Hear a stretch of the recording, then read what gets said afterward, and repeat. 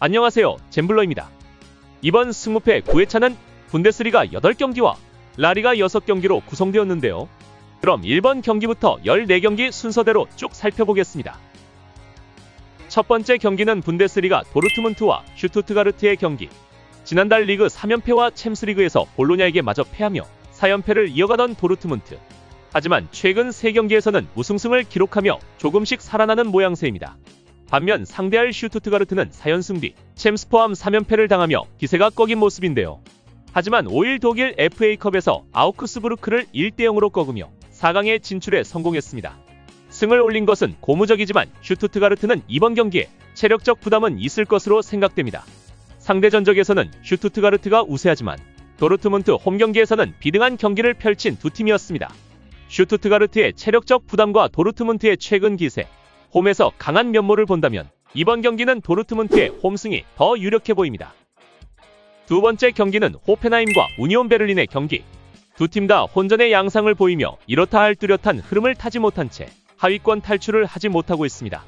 특히 호펜하임은 최근 5경기 12실점을 허용하며 수비에 허점을 보이고 우니온 베를린은 최근 5경기에서 2골만을 넣으며 부진한 공격력을 보여주고 있습니다. 많은 실점을 허용하며 부진한 성적을 내고 있는 호펜하임은 최근 주전 공격수 크라마리치 안드레이까지 부상으로 결장 중이라 공격에도 어려움을 있을 것으로 예상됩니다. 이번 경기는 부상병동 호펜하임이 홈에서 승을 거두긴 힘들 것으로 보여 저는 우니온 베를린의 원정승에 더 무게를 두겠습니다. 세 번째 경기는 프라이부르크와 하이덴하임의 경기. 리그 3연패를 당하다 최하위팀 보움을 상대로 전반에 넣은 골을 어렵게 지키며 원정승을 따낸 프라이부르크. 반면 하이덴하임은 연속 3연패를 당하며 16위로 내려앉아 있습니다. 상대 전적에서는 두 팀 모두 막상막하의 기록을 보여주고 있지만 직전 맞대결에서는 프라이부르크가 0대3 원정승을 거둔 적이 있습니다. 두 팀 다 최근 빈공에 시달리고 있지만 무승부 경기가 적은 두 팀이기에 무승부는 배제하고 그래도 홈에서 강한 면모를 보이는 프라이부르크에게 기대를 걸어보겠습니다. 네 번째 경기는 볼프스부르크와 레버쿠젠의 경기. 선두팀 바이에른 뮌헨에게 패한 후 연속 무승부를 기록하고 있는 볼프스부르크. 무패 행진을 이어가며 리그 2위에 랭크되어 있는 레버쿠젠. 상대 전적에도 압도적으로 우위에 있는 레버쿠젠인데요. 그래서 이번 경기도 레버쿠젠의 원정승에 쉽게 무게가 기우는데 한 가지 이변이 생길 수 있는 점이 있다면 레버쿠젠이 6일날 독일 FA컵을 치르고 왔다는 건데요. 더군다나 쾰른과 연장전까지 가는 접전이었기에 주전들의 교체를 통한 체력 안배가 있다선 치더라도 어느 정도 피로도는 있을 것으로 예상됩니다. 이틀 만에 벌어지는 경기라 볼프스부르크로서는 홈에서 레버쿠젠을 상대로 승을 올릴 수 있는 좋은 기회라 생각됩니다. 하지만 홈에서 그리 강한 모습을 보여주지 못하는 볼프스부르크임을 감안하면 무승부 정도는 충분히 가능하리라 보여집니다. 다섯 번째 경기는 마인츠와 아우크스부르크. 전 경기에서 베르터 브레멘에게 패하며 최근 1승 3패의 저조한 성적을 보이는 마인츠. 반면 아우크스부르크는 3승 1무의 성적을 내며 중위권 도약에 성공했습니다. 상대 전적에서는 마인츠가 조금 앞서지만 모두 한 점 차의 승부였고 마인츠는 이번 경기의 주전 공격수와 수비수 부르카르트와 앙토니카시가 결장할 것으로 보여 팀 전력의 누수가 예상됩니다. 아우크스부르크도 5일 독일 FA컵을 치르고 온 터라 피로도는 조금 있을 것으로 보입니다. 하지만 최근 기세가 좋은 아우크스부르크임을 감안한다면 주전 공수 멤버가 빠진 마인츠를 상대로 예상 밖의 좋은 경기를 펼칠 것으로 예상됩니다. 저는 두 팀의 무승부를 한번 기대해 보겠습니다. 여섯 번째 경기는 라리가 아틀레틱 빌바오와 지로나의 경기.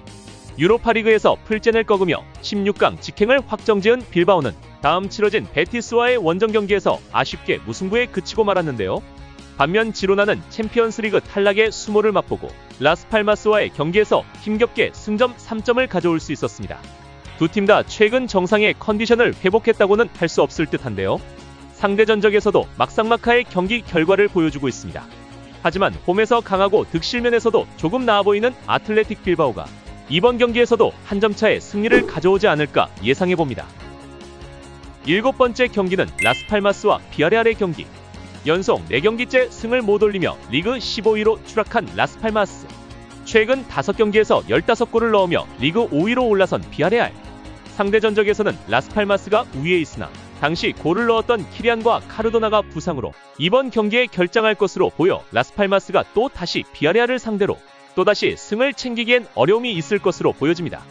약체를 상대로 확실히 다득점 승을 챙기는 비아레알이 이번 경기를 가져올 것으로 예상합니다. 승무패 9회차 8번째 경기는 메넨글라트바흐와 프랑크푸르트의 경기. 리그 3연패 뒤 최근 2경기에 5골을 넣으며 2연승을 달리고 있는 메넨글라트. 그리고 프랑크푸르트도 5경기 무패 행진 중입니다. 최근 두 팀은 볼프스부르크를 상대한 전적이 있는데요. 비교해보면 메넨은 5대1로 대패를 당했고 프랑크푸르트는 1대1 무승부를 기록했습니다. 이런 기록으로 비춰보자면 프랑크푸르트의 수비 조직력이 좀 더 안정적이라고도 볼 수 있겠는데요. 게다가 이번 경기 메넨글라트의 스쿼드를 보면 공격수들의 부상 소식이 많아 이 전력으로 프랑크의 수비력을 뚫기는 쉽지 않아 보입니다. 두 팀 다 무승부 경기가 많지 않은 점을 고려한다면 이번 승부는 원정팀 프랑크푸르트의 승리가 더 유력해 보입니다. 9번째 경기는 선두팀 레알 마드리드와 2위팀 아틀레티코 마드리드의 빅매치. 드디어 두 팀이 만났습니다. 레알 마드리드는 전 경기에서 에스파뇰에게 뜻밖의 일격을 당하며 패배를 당했는데요. 그 다음 펼쳐진 코파델레이 8강전에서도 레가네스에게 힘겹게 승리를 가져왔습니다. 아직 레알 마드리드다운 면모를 보여주지 못하고 있는 모습입니다. 반면 아틀레티코 마드리드는 3경기 11골을 넣으며 막강한 공격력을 뽐내고 있습니다. 상대 전적에서는 상위팀들의 접전인 만큼 무승부 경기가 많았는데요.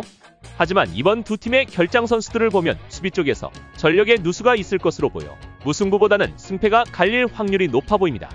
최근에 공격력이나 안정된 수비력을 보이는 원정팀 아틀레티코 마드리드가 승리를 가져갈 만한 이유가 좀 더 많아 보이지 않나 싶습니다. 저는 아틀레티코 마드리드의 원정승에 기대를 걸어보겠습니다. 10번째 경기는 알라베스와 헤타페. 알라베스는 베티스를 상대로 2점차 승을 거두고 셀타비고와 무승부, 그리고 가진 바르셀로나와의 경기에서 1대0 패배를 당했는데요. 하지만 강팀을 상대로 원정에서 나름 선전했다는 생각이 듭니다. 헤타페도 최근 상위팀들을 상대로 무패를 이어가고 있는데요. 그래서 이번 경기가 두 팀에겐 상승세를 이어갈 중요한 경기가 될 것 같습니다. 상대 전적에서는 헤타페가 우위에 있지만 홈팀이 모두 승리를 가져갔었고 헤타페의 주전 골키퍼 다비드 소리아의 결장 소식이 있어 이번 경기에 이변으로 작용할 요소가 될 듯합니다. 홈팀인 알라베스의 승에 기대를 걸어볼 만하다고 생각되어집니다. 11번째 경기는 홀슈타인 킬과 보움의 경기. 이번에는 최하위 두 팀이 만났는데요. 최근 흐름은 무득점 연패를 당한 보움보다는 패하더라고 매경기 득점을 올리고 있는 홀슈타인 킬이 좀 더 좋아 보이는데요. 특히 전경기 바이에른 메넨과의 경기에서 4대3으로 패하긴 했지만 막판까지 끈질긴 추격은 홀슈타인의 저력을 보여주는 경기였다고 생각됩니다. 비록 순위는 한 계단 차이 나지만 공격력에서 우세해 있는 홀슈타인 킬이 원정에서 아직 1승도 없는 보움을 맞아 무난히 승을 챙길 것으로 예상해봅니다. 12번째 경기는 발렌시아와 레가네스의 경기. 바르셀로나만 만나면 대패를 당해 바셀포비아가 생길 정도인 발렌시아.